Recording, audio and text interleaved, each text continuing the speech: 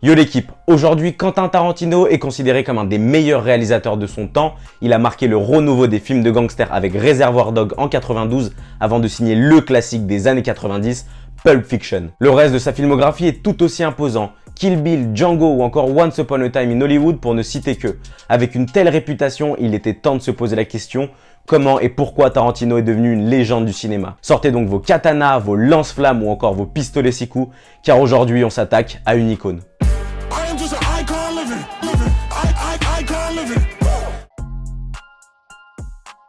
Avant tout, oui, Tarantino doit sa légende à son talent. Tu m'apprends rien là en fait.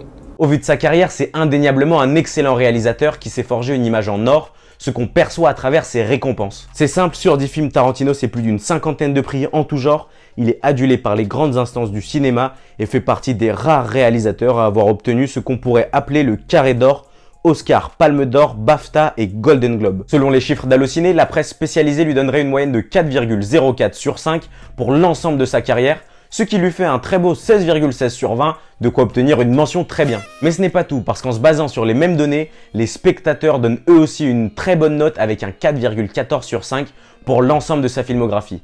Et oui, Tarantino ne plaît pas qu'aux spécialistes, il plaît aux spectateurs lambda, et c'est là toute sa force. En effet, les distinctions font plaisir, c'est toujours gratifiant d'avoir les honneurs de ses pairs. Mais ceux qui font vivre le cinéma, ce sont les spectateurs comme vous et moi. Et ça, Tarantino ne l'oublie pas, lui qui est avant tout un amoureux du cinéma. Cette passion pour son art et ses spectateurs se traduisent chez lui par un aspect fondamental. La première chose qui saute aux yeux quand on se penche sur le cas de Tarantino, c'est sa liberté. On a affaire à un réalisateur insouciant qui s'affranchit de toute barrière pour faire ce qu'il a envie de faire.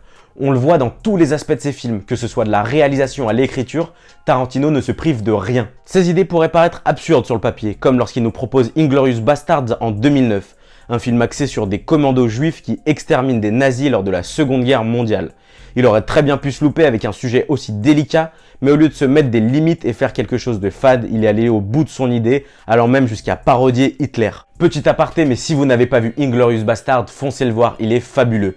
Et il me permet également de faire la transition avec un autre aspect fondamental dans la liberté de Tarantino, c'est la liberté historique et chronologique. Tarantino adore refaire l'histoire. Grâce à son art, il propose des fins alternatives qui auraient pu changer le monde. Ça peut aller du simple détail comme avec Sharon Tate dans Once Upon a Time in Hollywood, à la grande histoire avec les attaques terroristes sur Hitler, encore une fois dans Inglourious Basterds. Bref, ce qu'il faut savoir, c'est que Tarantino n'a aucune limite. Et cette insouciance est directement liée à notre troisième et dernier point. Il faut se l'avouer, Tarantino a une attitude incroyable. Ce mec est profondément cool. Au-delà de son excentricité, il dégage une réelle aura sur et en dehors des plateaux, si on en croit le témoignage des acteurs et staff qui ont collaboré avec lui. Et c'est pas étonnant au vu de l'énergie que dégagent ses films. Je vous rappelle que son cinéma se base sur la maîtrise de la violence et des anti-héros. Et au fond de nous, on est tous attirés par la violence, qui plus est quand celle-ci est au service d'un bon film. Et ça c'est pareil chez les anti-héros. Chez Tarantino, le personnage principal est très loin de tout stéréotype, ce qui le rend plus profond, plus attachant, tout simplement plus humain. On le voit dans Pulp Fiction, entre deux fusillades, les gangsters se retrouvent à parler de cheeseburger et se racontent des potins sur la femme de leur boss, ce qui est déjà peu conventionnel de nos jours, alors imaginez dans les années 90 quand les gens étaient habitués aux gangsters froids et bestiaux. Ça illustre bien le fait que Tarantino adore dynamiter les codes classiques du cinéma et ce jusqu'à la musique. Aucune de ses chansons n'est laissée au hasard et surtout aucune ou presque de ses chansons n'est conventionnelle. Du rap américain dans un film de western, c'est possible. Du flamenco dans un combat de katana au Japon, bien évidemment. La Marseillaise dans une chicha, non ça ok, ça c'est Nino et Eus, mais bref, vous avez compris le délire. Tarantino est donc sans aucun doute une des personnalités les plus influentes du cinéma moderne.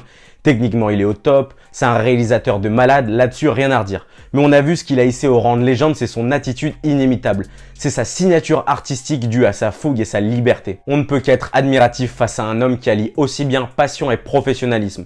Il a su obtenir l'approbation du public comme des critiques et rien que pour ça, il mérite son statut d'icône.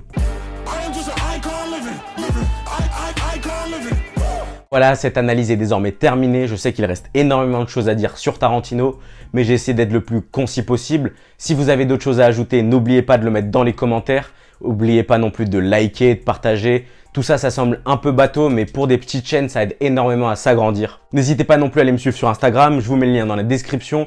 J'y suis beaucoup plus actif que sur YouTube. Il y a minimum une vidéo par semaine, il y a des news. Voilà, il y a un peu de tout. Je vous dis à très vite pour une nouvelle vidéo et je vous laisse avec mon top 3 des films de Tarantino.